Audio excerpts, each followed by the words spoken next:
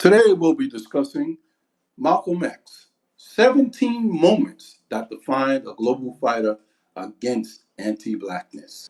Malcolm X was not only a powerful critic of American racism, he was one of the 20th century's most visionary global thinkers. During the time Malcolm X was a minister in the Nation of Islam, roughly from 1952 to 1964, he embraced a reverse racist ideology, manifested as the belief that white people were inherently evil and incapable of moral redemption. A view promoted by Elijah Muhammad to instill racial pride and separatism among black followers. This ideology rejected the American ideas of integration of a pre-civil rights era. Instead, it advocated for blacks' self-sufficiency and the establishment of a separate black nation as a response to centuries of white supremacy and systematic racism. Because Malcolm X's life was a relentless pursuit of truth rooted in black experience, Malcolm became open to a polycultural worldview, even during his time in the Nation of Islam. And over time, he would eventually support global alliances. As a result, although he began in a household steeped in Garveyism that promoted separatism and then passed through the Nation of Islam's own forms of separate ideology, he eventually embraced a broader vision that united black people with oppressed communities worldwide.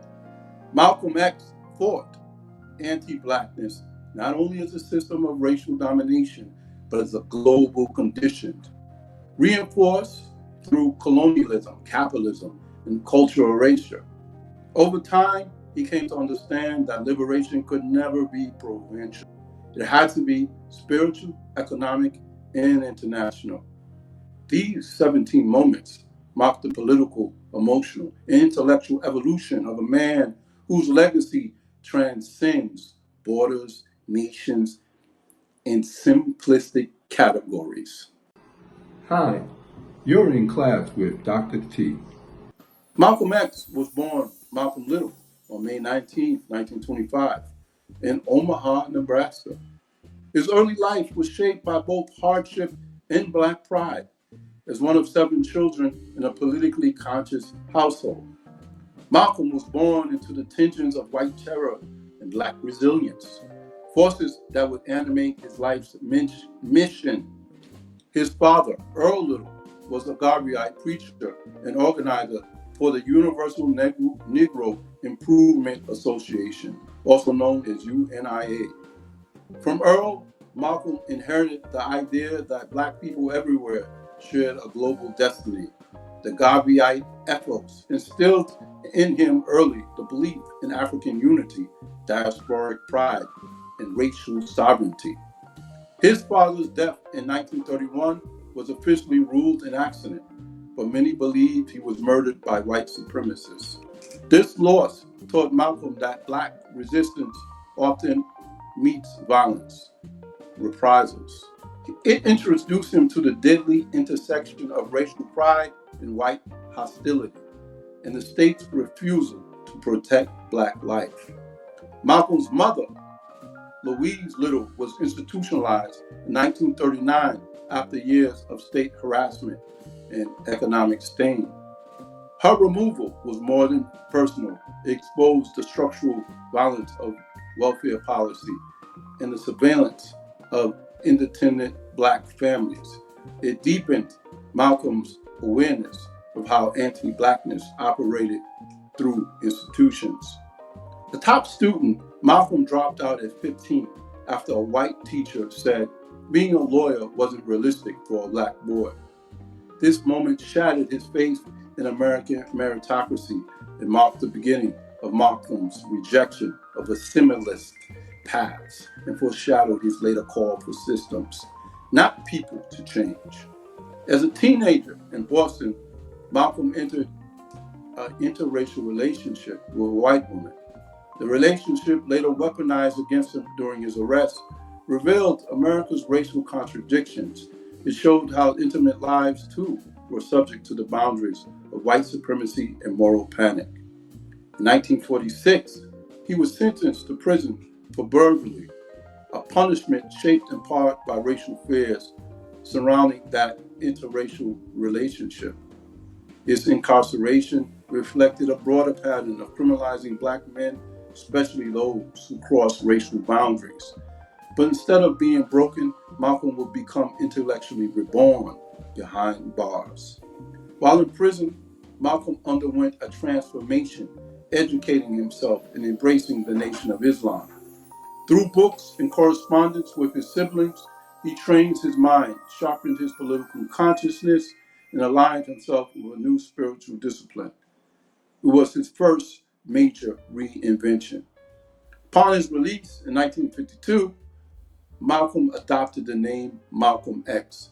The X symbolized his lost African heritage and his rejection of slave names. His renaming was a radical act of self-definition and resistance to cultural erasure, a reclaiming of dignity. As a Nation of Islam minister, Malcolm X became its most dynamic and militant voice. He electrified audiences across the country, transforming the Nation of Islam into a national force. His message fused black nationalism with spiritual rigor, creating a moral framework for self-reliance and resistance. He became known for his critiques of white supremacy and his defense of black self-defense. Unlike mainstream civil rights leaders, Malcolm did not believe nonviolence was universally moral. He saw it as context-bound and argued that oppressed people had the right to fight back. In 1958, Malcolm married Betty Shabazz, a nurse and fellow Muslim. Their relationship exemplified his belief in the strength of black families and institutions. Betty was not only his partner in life, but a steward of his legacy and an activist in her own right. He famously declared that people must seek justice by any means necessary. This phrase became a mantra for freedom movements. It was not about aggression.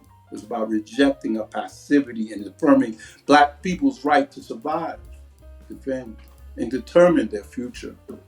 In 1964, he broke from the Nation of Islam and founded the Muslim Mosque, Inc., and the Organization of Afro-American Unity, OAAU.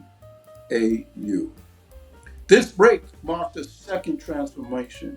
He now sought coalitions across religions, nationalities, and ideologies. He moved from the sectarianism to an internationalist framework rooted in global black freedom. His Hajj, his pilgrimage to Mecca, changed his perspective on race and human solidarity. In Mecca, he encountered Muslims of every race, praying side by side. It affirmed for him that anti-blackness was not natural or inevitable. It was a political structure that could be dismantled. His final year was devoted to building international alliances against white supremacy, colonialism, and economic injustice. He met with African heads of state, Latin American revolutionaries, and Asian thinkers. He worked to frame anti-black racism as a global human rights crisis, not just a national one. On February 21st, 1965, Malcolm X was assassinated in Harlem. He was only 39 years old. Though his life was cut short, his influence only grew. His life behind a global book. He left behind a global vocabulary for black dignity, polycultural solidarity, and an uncompromising demand for liberation everywhere. In conclusion, Malcolm X's life was a map of transformation, one rooted in black struggle, but expanding through polycultural encounter.